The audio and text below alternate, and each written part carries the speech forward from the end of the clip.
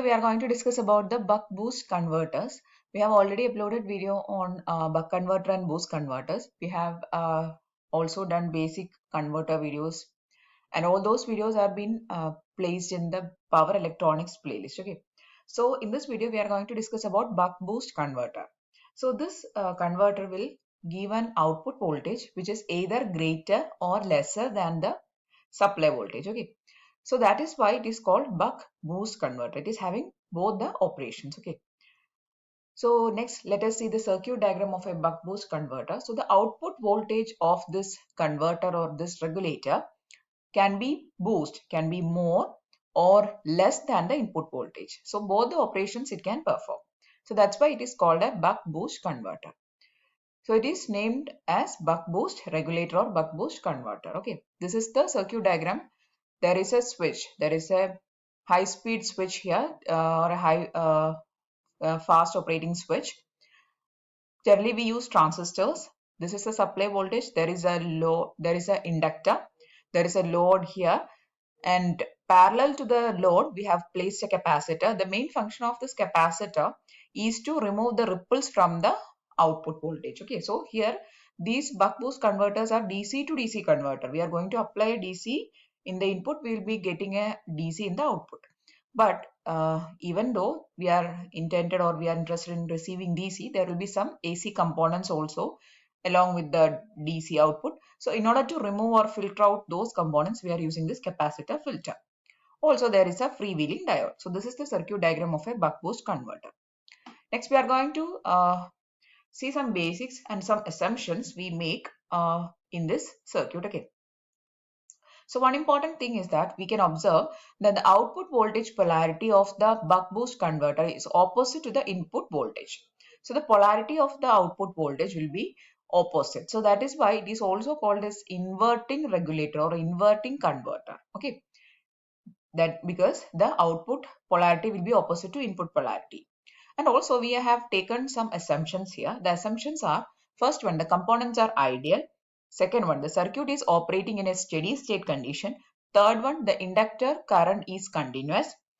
Fourth, the capacitor is large enough to assume a constant output voltage. Then fifth one, the switch is closed for the time dt and open for the time 1 minus dt. Okay, that we'll actually see while discussing the circuit and explaining the waveforms. Okay, so anyway, the switch is open for some time, the switch is closed for some time. Okay, so these are some assumptions we make in the circuit diagram. Just you should know about these things. You should not study these assumptions.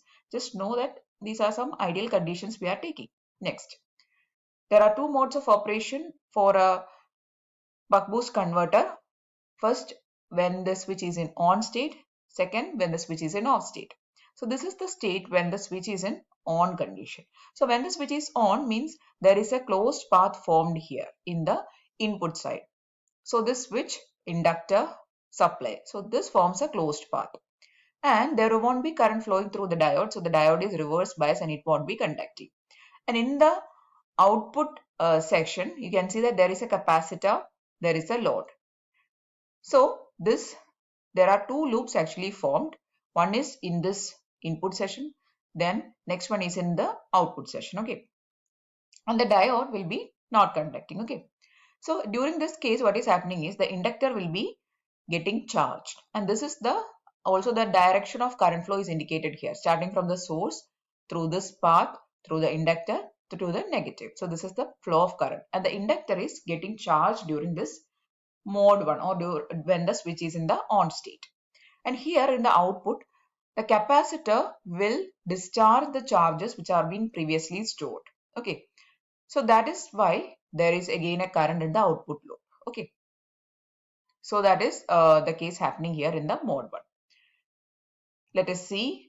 So the transistor is turned on at t is equal to 0 and it conducts from 0 to dt. Okay, so here you can see this is the 0th point to dt. Till this time period, the switch is closed. See here. Then from dt to t, the switch is open. So that is the period we are saying here for the switch closed and the switch open. So first we are taking the case when the switch is closed, or we can say that the transistor is turned on. Okay, so the switch is closed here and the transistor is turned on and it conducts from 0 to dt, right? During this period, what is happening? The diode will be reverse biased and the inductor will get charged and the current flows through the inductor. All these things we have explained already. And what will happen here? The inductor will store the energy from the supply. See here. Here you can see that there is a loop formed, right? From the source, the inductor is driving the current, and it is getting charged. So the current is flowing through the inductor, right?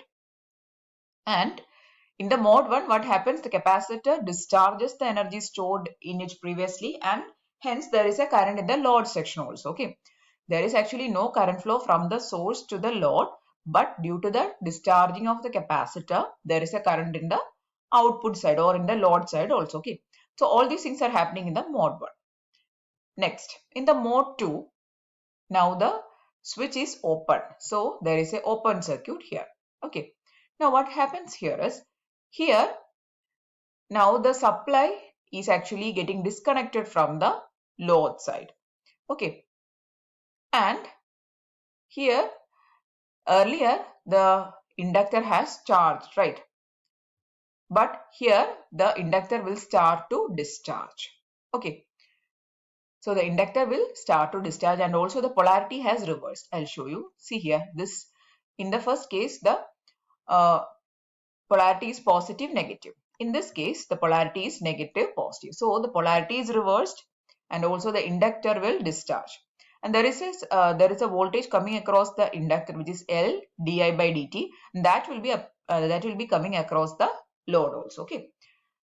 So here the current flow is actually due to the discharging of the inductor, and it will start from the positive terminal. See, from the positive through this path like this, the current will be flowing.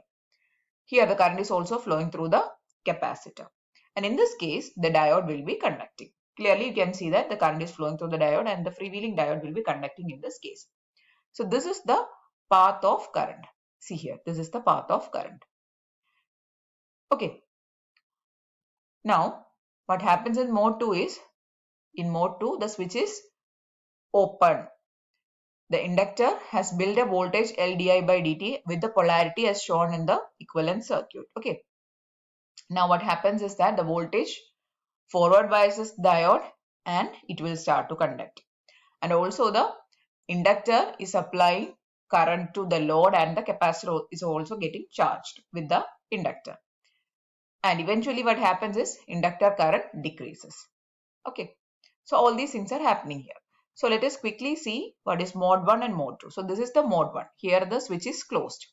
So there is a loop here and there is a loop here. This loop is actually the current flow loop from the source. Here the capacitor is getting discharged. That is, it is discharging the charges which it has stored previously, and that's why there is a current in this path. Okay. Now in the mode 2, what happens? There is an open circuit in the switch, or the switch is open. Now the inductor will reverse its polarity and it will discharge. Okay, due to which the diode will start to conduct, which was earlier reverse biased. And here in this case, the capacitor is also getting charged. Okay, so all these things is happening in the mode 2. Next, let us see the waveforms. Here, this case or this session 0 to dt, the switch is closed, means the inductor will get charged.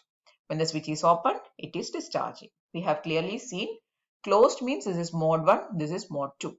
Likewise, it will go on. Now talking about the output voltage, in the closed loop, that is when the switch is closed, what happens? The output is, in that cycle, the output is supply voltage itself. Vout is equal to Vs.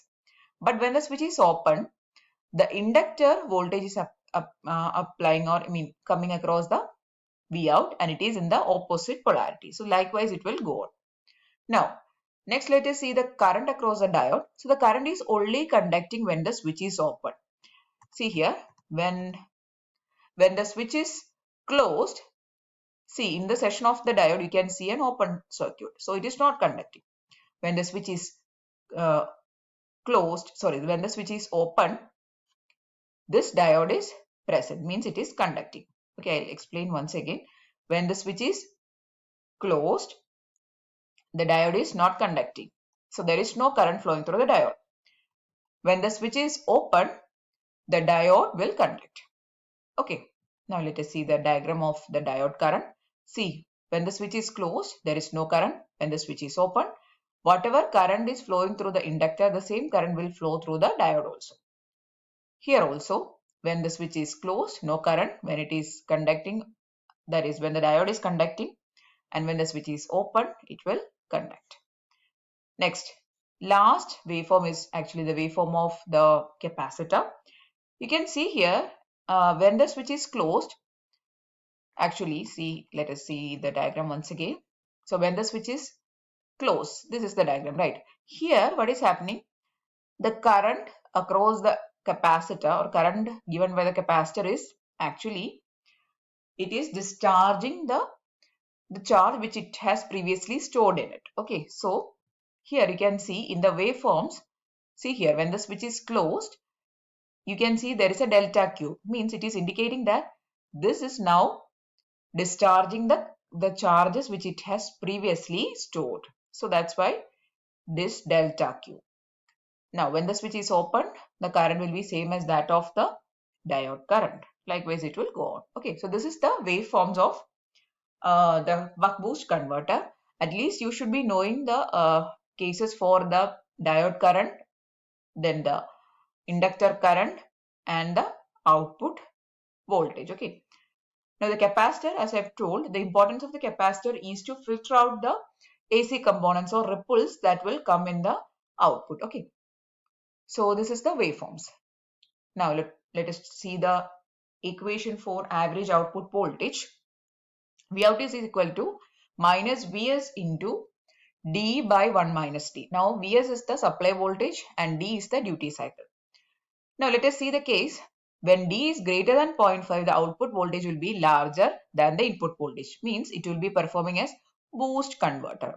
When it is lesser than 0.5 means the output voltage is smaller than the input voltage. Means it will act as a buck converter. So depending on the duty cycle, it will act as either boost or buck converter. So it is called a buck boost converter. Okay. So it is combining the two operations.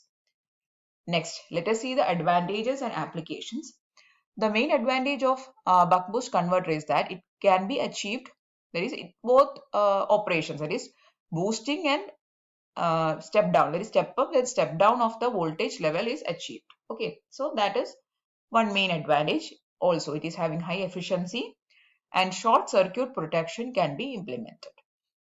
Now, talking about the application, it can be used in the applications where inverted output is required. So, the voltage polarity is actually the inverse or the opposite polarity of the supply. So, whenever we are requiring an input, inverted output, we can go for a buck boost converter. Okay. So, in this video, we have discussed about the buck boost converter. We have seen all important details, circuit, working, everything we have seen in detail. And also we have seen the advantages and applications. Okay. So I'm really hoping that you found the video useful. If yes, please to give it a thumbs up. Also share it with your friends. And if you want more videos, please to subscribe to the channel. Thanks for watching and keep on watching.